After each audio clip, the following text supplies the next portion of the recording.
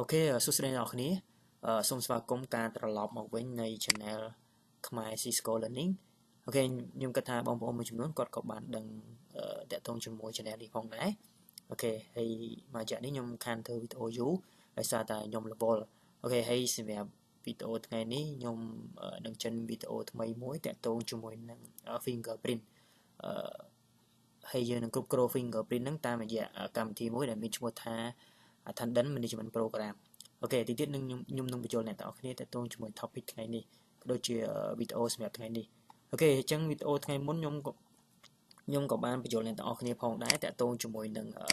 video mỗi đại dân JP fingerprint phong đá. Ok, chẳng nhung nâng cho tôi check mơ hay review video đăng tích. Ok.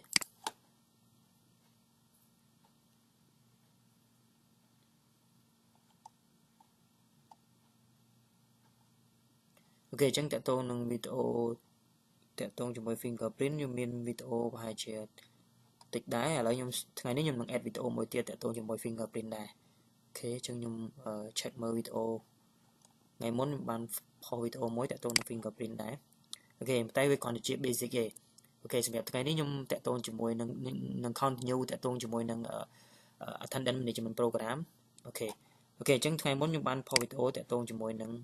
video này. How to edit current device in the attendance management program. Ok, chẳng video ngày nay dương bật to để tôi nâng video môi nâng phong đá. Ok, chẳng nhung nâng bì này tạo khné để tôi cho môi nângរបៀបនៃការកំណត់ timetable maintenance នៅលើ attendance program អូខេអញ្ចឹងយើងចាប់ផ្ដើមបងប្អូនគ្នាណាអូខេអញ្ចឹងវីដេអូហ្នឹងគឺសំខាន់ណាស់អូខេបើសិនជាយើងកំណត់នេះអត់ត្រូវទេមិនថារកការ check in ក៏ដល់ check out របស់បុគ្គលិកវាមានបញ្ហាលុះត្រាតែយើងកំណត់ម៉ោងវាសិនសម្រាប់ check in check out ហើយម៉ោងធ្វើការយើងម៉ោងប៉ុន្មានអូខេឥឡូវយើងចាប់ផ្ដើមបងប្អូនគ្នាអូខេឥឡូវយើងផុសនេះសិនអូខេអញ្ចឹងកន្លែងនេះគឺជាវីដេអូថ្ងៃមុនខ្ញុំបង្ហាញអ្នកនរគ្នាតាក់ទងជាមួយនឹងការកំណត់ IP របស់ fingerprint ជាមួយម៉ាស៊ីនរបស់យើងដើម្បីឲ្យវាស្គាល់គ្នាអញ្ចឹងយើងអាច connect វាបានណាអូខេហើយនឹងការកែ edit IP អញ្ចឹងទៅអូខេអូខេអញ្ចឹងសម្រាប់ថ្ងៃនេះខ្ញុំនឹងបង្ហាញអ្នកនរគ្នាតាក់ទងជាមួយនឹង software attendance management program ដែរប៉ុន្តែយើងនឹងបង្ហាញអ្នកនរគ្នាតាក់ទងជាមួយនឹងការកំណត់ Timetable Maintenance នៅលើ attendance management program អូខេអញ្ចឹងមុនអ្នកទាំងអស់គ្នាចូលទៅកាន់វីដេអូថ្ងៃនេះបានសម្រាប់មុននឹងអ្នកទាំងអស់គ្នាចូលមកធ្វើវីដេអូដែលខ្ញុំបង្ហាញនេះបានលុះត្រាតែអ្នកទាំងអស់គ្នាconnect រវាងម៉ាស៊ីនអ្នកទាំងអស់គ្នាទៅកាន់ fingerprint សិនណា make sure ថាឲ្យវាស្គាល់នេះសិនណាអូខេឥឡូវខ្ញុំបាន connect មកកាន់ម៉ាស៊ីនរបស់ fingerprint ហើយឥឡូវវាស្គាល់គ្នាណាអូខេអញ្ចឹងនៅពេលដែលអ្នកទាំងអស់គ្នា connect ទៅវាស្គាល់គ្នាវានឹងចេញសញ្ញាពណ៌នេះណាអូខេអញ្ចឹងនេះគឺជា IP របស់ម៉ាស៊ីន fingerprint អញ្ចឹងអ្នកទាំងអស់គ្នាអាចដាក់ IP របស់ម៉ាស៊ីន fingerprint ហើយនិងម៉ាស៊ីនកុំព្យូទ័ររបស់អ្នកទាំងអស់គ្នាដែល connect ទៅកាន់ fingerprint នឹងឲ្យស្គាល់គ្នាទៅឲ្យដូចគ្នាណាអញ្ចឹង make sure ថាវានៅក្នុង rank តែមួយឧទាហរណ៍នេះវា99អញ្ចឹងម៉ាស៊ីនរបស់អ្នកទាំងអស់គ្នាដែល connect ទៅកាន់ fingerprint វាអាចក្នុង rank នឹងដែរ90ម៉ានទៅណាអូខេអញ្ចឹងកន្លែងនេះអ្នកនរគ្នាដែលជា network អ្នកនរគ្នាដឹងហើយដែរ IP ម៉ានអូខេអញ្ចឹងឥឡូវខ្ញុំបាន connect មកកាន់ម៉ាស៊ីន fingerprint អញ្ចឹងវាស្គាល់គ្នាណាអូខេអញ្ចឹងយើងនឹងចាប់ផ្ដើម step របស់យើងបន្តទៀតអូខេត្រង់កន្លែងនេះគេឲ្យយើង open attendance management program អញ្ចឹងយើង open រួចរាល់ហើយអូខេចូល step ទី2យើង click ទៅលើ maintenance table ហើយ step ទី3យើងនឹងធ្វើការកំណត់ timetable វាមាន timetable name on the tea time ហើយ off the tea time អញ្ចឹងវាមានការងារច្រើនទៀតកន្លែងនេះអញ្ចឹងខ្ញុំបញ្ចូលបន្តនឹងបញ្ចូលអ្នកទាំងអស់គ្នាបន្តអូខេអញ្ចឹងបន្ទាប់ពីយើង open software ដែលមានឈ្មោះថា attendance management program នេះរួចរាល់ហើយអូខេអញ្ចឹង step ទី2របស់យើងយើង click ទៅលើកន្លែងយើងមកមើលកន្លែង employee schedule នេះវាដាក់ថា maintenance table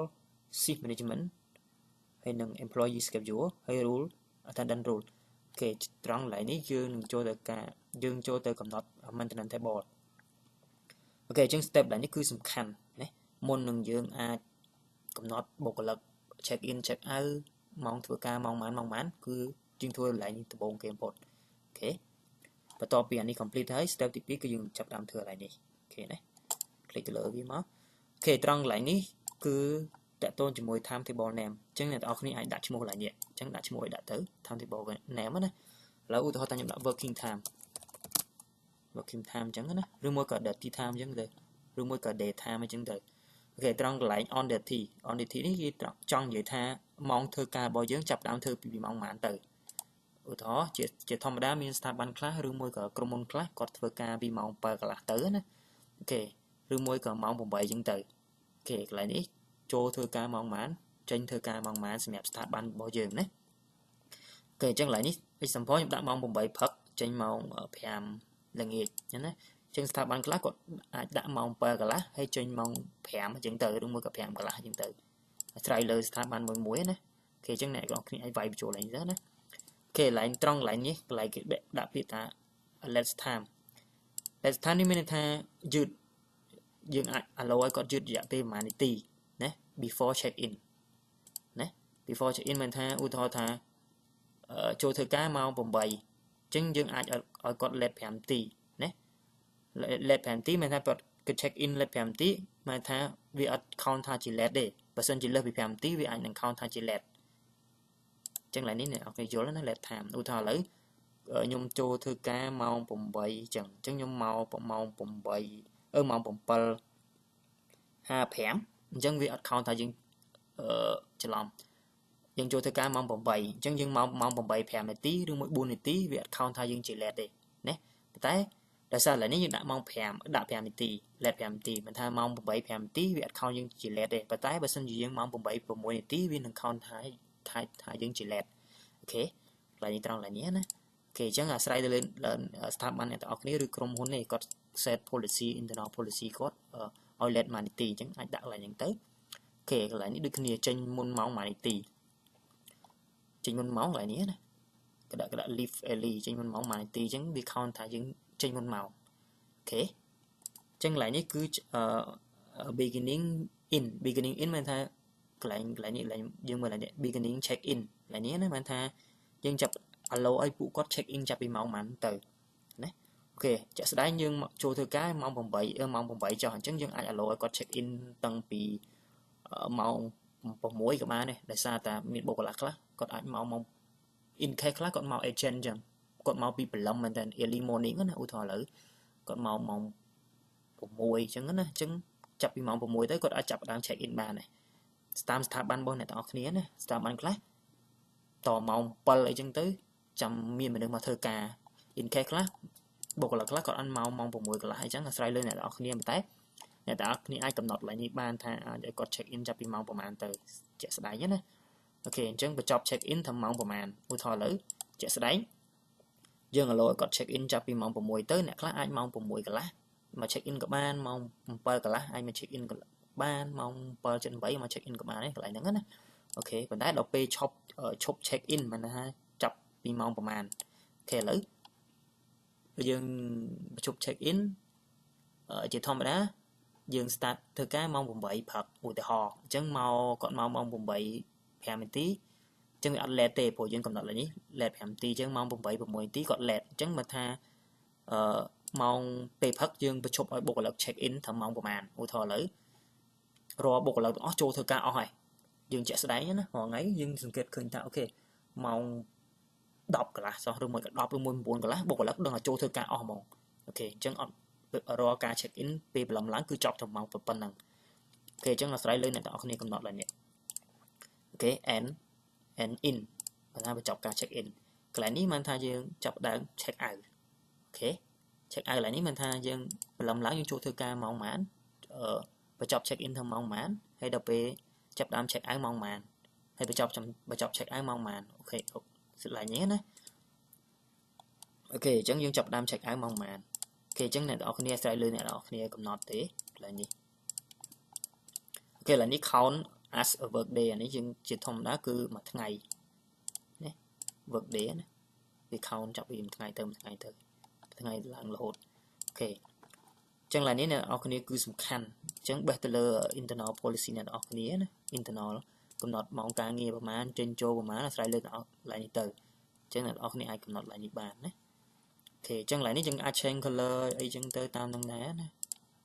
អូខេនេះ color ចឹងឡើយនេះគឺសំខាន់អ្នកទាំងអស់គ្នាត្រូវយល់ថាអាហ្នឹងមានន័យថាម៉េចកន្លែងនេះមានន័យថាម៉េចកន្លែងនេះមានន័យថាម៉េចអញ្ចឹងសំខាន់អញ្ចឹងមុននឹងអ្នកទាំងអស់គ្នាគ្រប់គ្រង software attendant នឹងបានអ្នកទាំងអស់គ្នាត្រូវយល់ឡើយនេះចឹងបើសិនអ្នកទាំងអស់គ្នា define កន្លែងនេះខុសគឺចេញមកគឺខុសដែរតើតើនឹង check in check out អូខេអញ្ចឹងវីដេអូថ្ងៃនេះខ្ញុំសូមបញ្យល់អ្នកទាំងអស់គ្នាត្រឹមនឹងទេតើតើជាមួយនឹង sheet timetable maintenance អូខេតើតើជាមួយនឹងការកំណត់ timetable អូខេអញ្ចឹងសម្រាប់វីដេអូបន្តទៀតខ្ញុំនឹងបង្ហាញអ្នកទាំងអស់គ្នាតើតើនឹង attendant management program នឹងទៀតណាអូខេអញ្ចឹងតែប៉ុណ្្នឹងទេសម្រាប់វីដេអូថ្ងៃនេះអូខេឥឡូវខ្ញុំ close ទៅខ្ញុំបាច់ save ទេអូខេអញ្ចឹងខ្ញុំសូមបញ្ចប់វីដេអូថ្ងៃហ្នឹងអូខេអញ្ចឹងកុំភ្លេចជួយ like comment ក៏ដូចជា subscribe នៅលើ channel របស់ខ្ញុំផងណាអូខេអញ្ចឹង channel របស់ខ្ញុំមានឈ្មោះថាខ្មែរ Cisco Learning អញ្ចឹងនៅក្នុងខ្មែរ Cisco Learning ហ្នឹងវាមានវីដេអូច្រើនបេះទៅលើcategory របស់វីដេអូហ្នឹងទៅអូខេអញ្ចឹងអ្នកនរគ្នាคลิกលើកន្លែង playlist ហ្នឹងទៅអញ្ចឹងខ្ញុំបែងចែកថាកន្លែងនេះវីដេអូនេះអីគេវីដេអូនេះអីគេអញ្ចឹងណាតើទៅនឹង server តើទៅនឹង Cisco តើទៅនឹង Fortinet basic CCNA Microtik VMware checkpoint ហ្នឹងទៅអូខេអញ្ចឹងហើយសម្រាប់វីដេអូនេះខ្ញុំបានដាក់វីដេអូខ្លះខ្ញុំបានដាក់ជាមួយនឹង Cisco ខ្មែរ Learning ដោយសារតែក្នុង Cisco ខ្មែរ Cisco ខ្មែរគ្រប់នេះវាមានក្នុង list នេះវាមានវីដេអូច្រើនអញ្ចឹងអ្នកនរគ្នាអាចចុចក្នុងហ្នឹងទៅវាមានវីដេអូតាក់ទងនឹង Cisco ច្រើនអញ្ចឹងវាអាចអ្នកនរគ្នាអាចមើលវីដេអូបន្តទៀតអូខេអញ្ចឹងសម្រាប់វីដេអូថ្ងៃនេះខ្ញុំសូមបញ្ចប់ប៉ុណ្ណឹងណាអូខេកុំភ្លេចជួយ subscribe like ដូចជា comment ផងអូខេអញ្ចឹងអ្នកនរគ្នាតែប៉ុណ្្នឹងទេអញ្ចឹងអ្នកនរគ្នាចុចកណ្ដឹងនេះទៅដើម្បី notification អញ្ចឹងណាអូខេអញ្ចឹងជាមួយខ្ញុំបង្ហាញអ្នកនរគ្នាតាក់ទងជាមួយ subscribe អញ្ចឹងអ្នកនរគ្នាចុចប៊ូតុង subscribe របស់ខ្ញុំទៅអូខេអញ្ចឹងអ្នកនរគ្នាអាច subscribe វីដេអូនឹងបានណាអូខេអញ្ចឹងតែប៉ុណ្្នឹងទេ